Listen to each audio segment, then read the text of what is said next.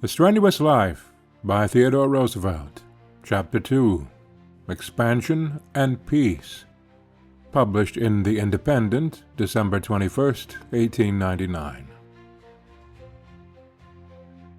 It was the gentlest of our poets who wrote, be bold, and everywhere be bold. Be not too bold, yet better the excess than the defect, better the more than less. Longfellow's love of peace was profound, but he was a man, and a wise man, and he knew that cowardice does not promote peace, and that even the great evil of war may be a less evil than cringing to iniquity. Captain Mahan, than whom there is not in the country a man whom we can more appropriately designate by the fine and high phrase, a Christian gentleman, and who is incapable of advocating wrongdoing of any kind, national or individual, gives utterance to the feeling of the great majority of manly and thoughtful men, when he denounces the great danger of indiscriminate advocacy of peace at any price, because, quote, it may lead men to tamper with iniquity, to compromise with unrighteousness, soothing their conscience, with the belief that war is so entirely wrong that beside it no other tolerated evil is wrong. Witness Armenia and witness Crete. War has been avoided, but what of the national consciences that beheld such iniquity and withheld the land? Unquote. Peace is a great good, and doubly harmful, therefore, is the attitude of those who advocate it in terms that would make it synonymous with selfish and cowardly shrinking from warring against the existence of evil. The wisest and most far-seeing champions of peace will ever remember that, in the first place, to be good it must be righteous, for unrighteous and cowardly peace may be worse than any war, and in the second place, that it can often be obtained only at the cost of war. Let me take two illustrations.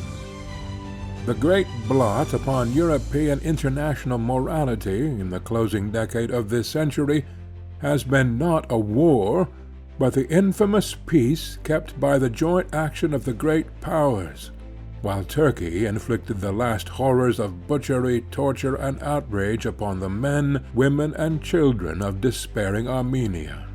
War was avoided, peace was kept. But what a peace! Infinitely greater human misery was inflicted during this peace than in the late wars of Germany with France, of Russia with Turkey. And this misery fell, not on armed men, but on defenseless women and children, upon the grey-beard and the stripling no less than upon the head of the family. And it came not in the mere form of death or imprisonment, but of tortures upon men, and above all upon women, too horrible to relate, tortures of which it is too terrible even to think. Moreover, no good resulted from the bloodshed and misery. Often this is the case in a war, but often it is not the case. The result of the last Turco-Russian war was an immense and permanent increase of happiness for Bulgaria, Servia, Bosnia, and Herzegovina. These provinces became independent or passed under the dominion of Austria, and the advantage that accrued to them because of this expansion of the domain of civilization at the expense of barbarism has been simply incalculable. This expansion produced peace, and put a stop to the ceaseless, grinding, bloody tyranny that had desolated the Balkans for so many centuries. There are many excellent people who have praised Tolstoy's fantastic religious doctrines, his fantastic advocacy of peace. The same quality that makes the debauchee and the devotee alternate in certain decadent families, the hysterical development which leads to violent emotional reaction in a morbid nature from vice to virtue, also leads to the creation of Tolstoy's Kreutzer Sonata on the one hand, and of his unhealthy peace mysticism on the other. A sane and healthy mind would be as incapable of the moral degradation of the novel as of the decadent morality of the philosophy. If Tolstoy's countrymen had acted according to his moral theories, they would now be extinct, and savages would have taken their place. Unjust war is a terrible sin. It does not nowadays, in the aggregate, cause anything like the misery that is caused in the aggregate by unjust dealing towards one's neighbors in the commercial and social world. And to condemn all war is just as logical as to condemn all business or all social relations, as to condemn love and marriage because of the frightful misery caused by brutal and unregulated passion. If Russia had acted upon Tolstoy's philosophy, all its people would long ago have disappeared from the face of the earth, and the country would now be occupied by wandering tribes of Tartar barbarians. The Armenian massacres are simply illustrations on a small scale of what would take place in the very largest scale if Tolstoy's principles become universal among civilized people. It is not necessary to point out that the teaching which would produce such a condition of things is fundamentally immoral. Again, peace may come only through war. There are men in our country who seemingly forget that at the outbreak of the Civil War, the great cry raised by the opponents of the war was the cry for peace. One of the most amusing and most biting satires written by the Friends of Union and Liberty during the Civil War was called "The New Gospel of Peace," in derision of this attitude. The men in our country, who in the name of peace have been encouraging Aguinaldo and his people to shoot down our soldiers in the Philippines, might profit not a little if they would look back to the days of the bloody draft riots, which were deliberately incited in the name of peace and free speech, when the mob killed men and women in the streets, and burned orphan children in the asylums as a protest against the war. 4 years of bloody struggle with an armed foe, who was helped at every turn by the self-styled advocates of peace, were needed in order to restore the Union. But the result has been that the peace of this continent has been effectually assured. Had the short-sighted advocates of peace for the moment had their way, and secession become an actual fact, nothing could have prevented a repetition in North America of the devastating anarchic warfare that obtained for 3/4 of a century in South America after the yoke of Spain was thrown off.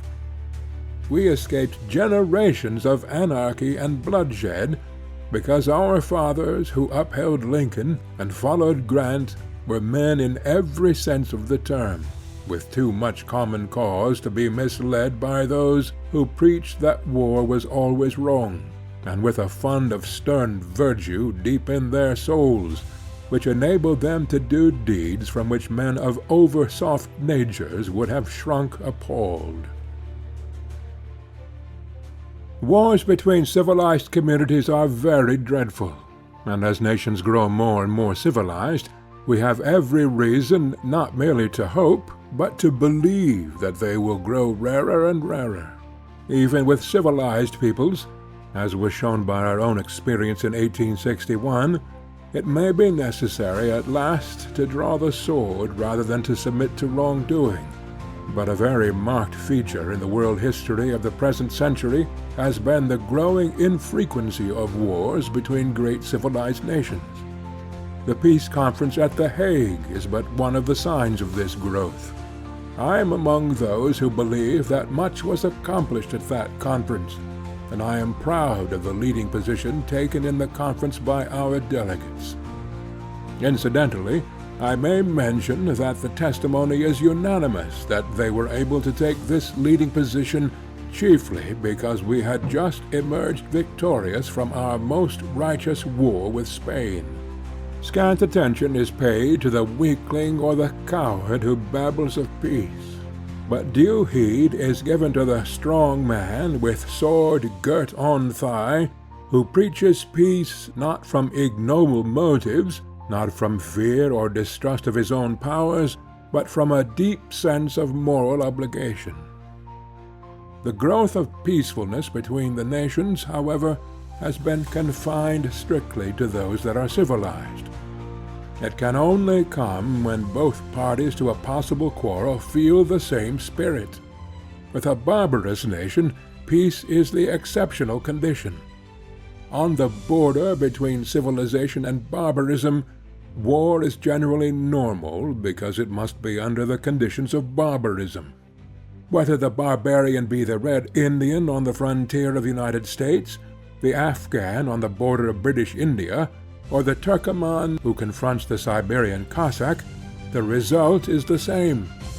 In the long run, civilized man finds he can keep the peace only by subduing his barbarian neighbor, for the barbarian will yield only to force, save in instances so exceptional that they may be disregarded. Back of the force must come fair dealing, if the peace is to be permanent. But without force, fair dealing usually amounts to nothing. In our history we have had more trouble from the Indian tribes whom we pampered and petted than from those we wronged, and this has been true in Siberia, Hindustan, and Africa. Every expansion of civilization makes for peace. In other words, every expansion of a great civilized power means a victory for law, order, and righteousness. This has been the case in every instance of expansion during the present century, whether the expanding power were France or England, Russia or America. In every instance, the expansion has been of benefit not so much to the power nominally benefited as to the whole world.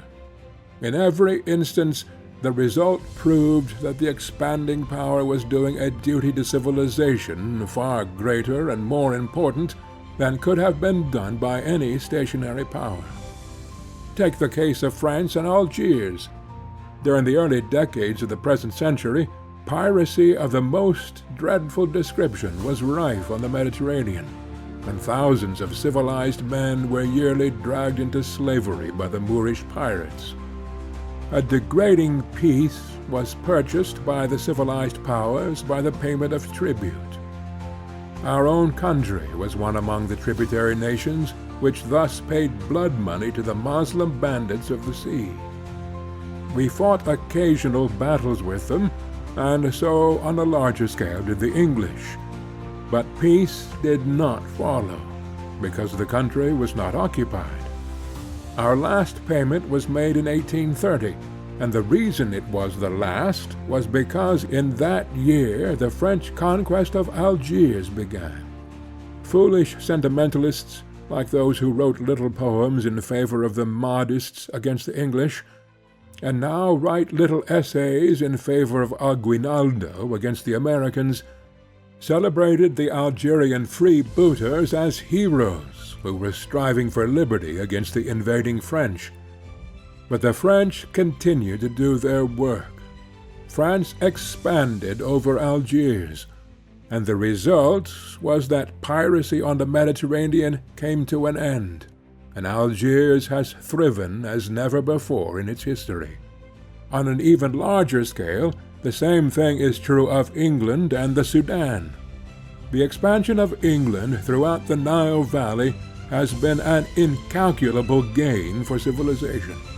Anyone who reads the writings of the Austrian priests and laymen, who were prisoners in the Sudan under the Mahdi, will realize that when England crushed him and conquered the Sudan, she conferred a priceless boon upon humanity and made the civilized world her debtor.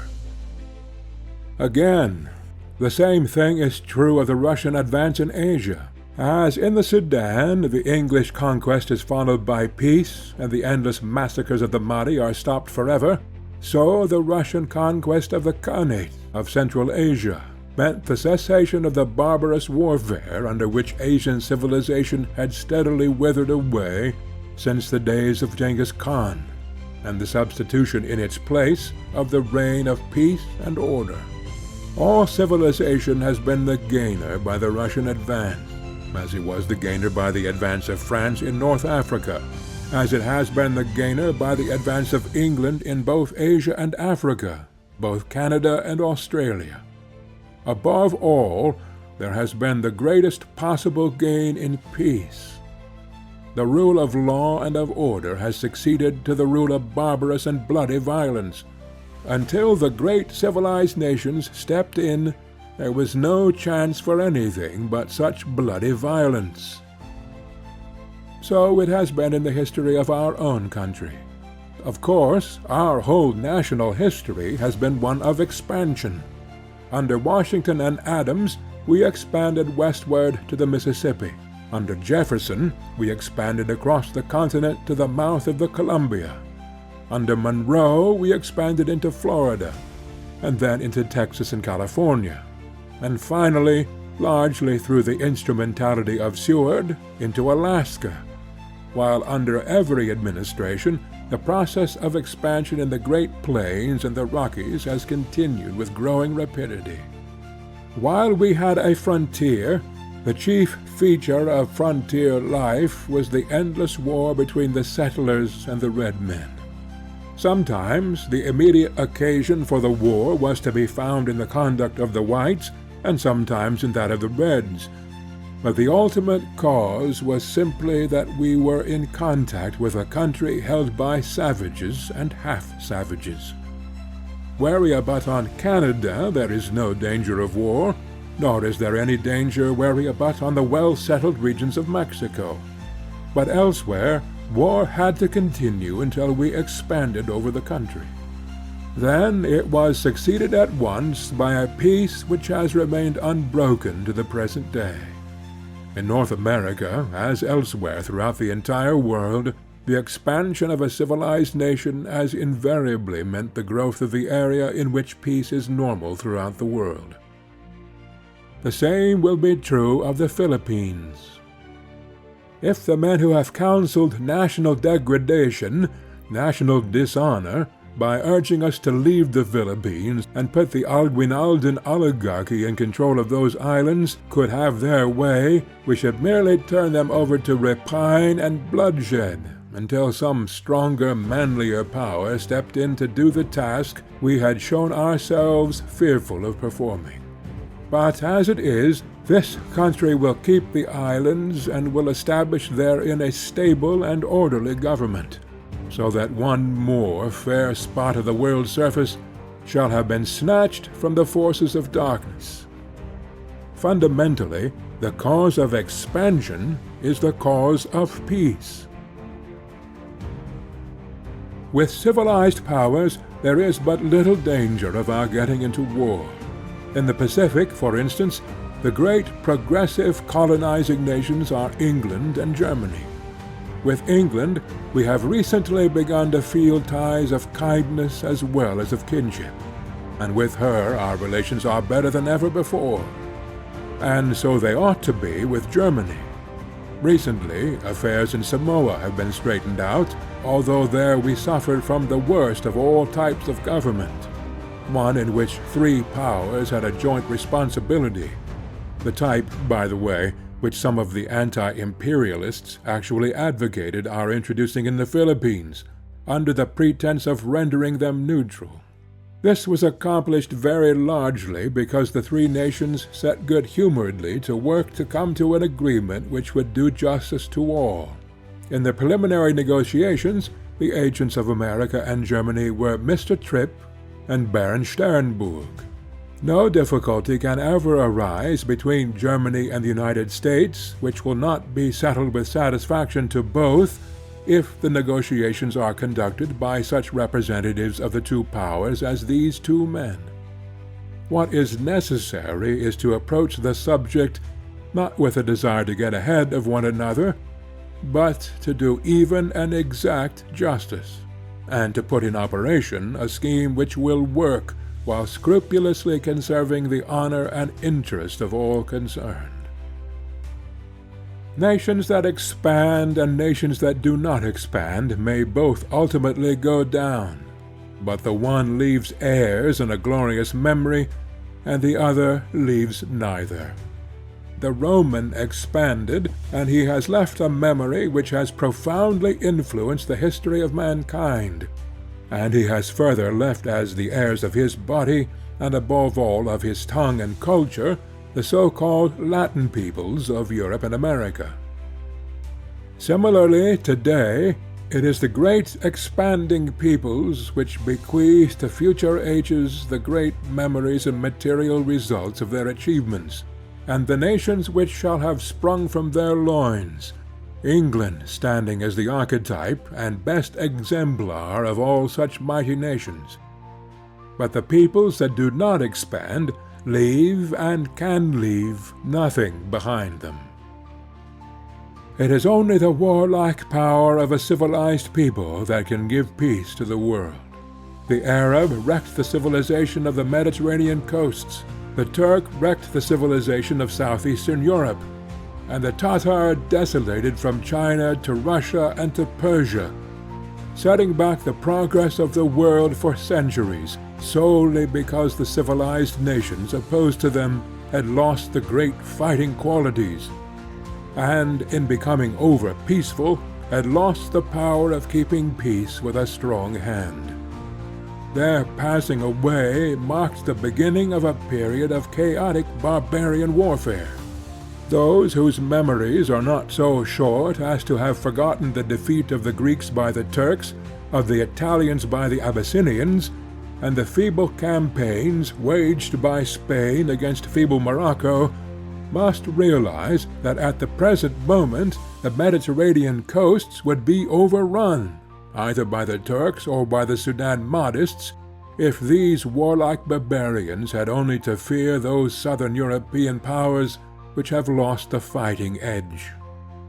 Such a barbarian conquest would mean endless war, and the fact that nowadays the reverse takes place, and that the barbarians recede or are conquered, with the attendant fact that peace follows their retrogression or conquest, is due solely to the power of the mighty civilized races which have not lost the fighting instinct, and which by their expansion are gradually bringing peace into the red wastes where the barbarian peoples of the world hold sway.